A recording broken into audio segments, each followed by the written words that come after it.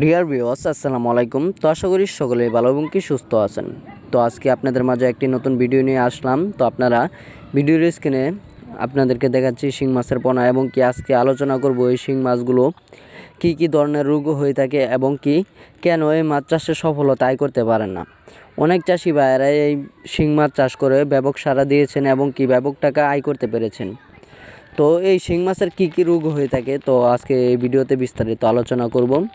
তো প্রথমতই আপনাদের যে রোগটা হয়ে থাকে সেটি হলো গিয়ে শরীরে ঘাও এবং কি যেটা বলে ভাইরাস, এবং কি এই ভাইরাসটা কেন হয়ে থাকে তা নিয়ে আজকে বিস্তারিত আলোচনা করব। আপনারা সাথেই থাকবেন।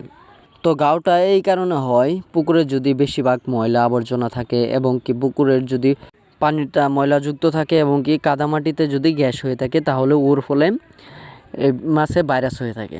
তো আপনারা ভাইরাসটা প্রতিরোধ করবেন কীভাবে?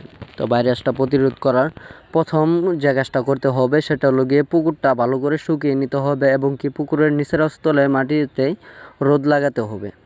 তারপর ব্যবহার করতে হবে আপনাদের পুকুরের সার, এবং কি সার আপনারা ব্যবহার করবেন তা আমাদের ভিডিওর স্ক্রিনে দেওয়া রয়েছে।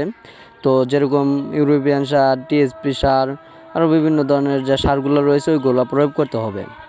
তারপর আপনারা প্রয়োগ করবেন পুকুরে পানি দেওয়ার পর যে জিনিসটা প্রয়োগ করবেন সেটা হলো গিয়ে সমিতন, এবং কি সমিতনের পরে আপনারা ব্যবহার করবেন হাঁস পোকা যে মরে ওই ওষুধটা আপনারা ব্যবহার করবেন।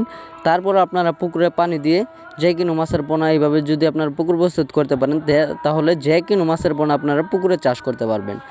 তো আপনারা যারা ইনবিডিক্স মুক্ত, রোগবালু মুক্ত ভালো মানের মাছের পোনা খুঁজছিলেন তারা আমাদের সাথে যোগাযোগ করে আমাদের কাছ থেকে ভালো মানের মাছের পোনাগুলো অর্ডার করতে পারেন। আমরা সারা বাংলাদেশে হোম ডেলিভারির মাধ্যমে পৌঁছিয়ে দিয়ে থাকি।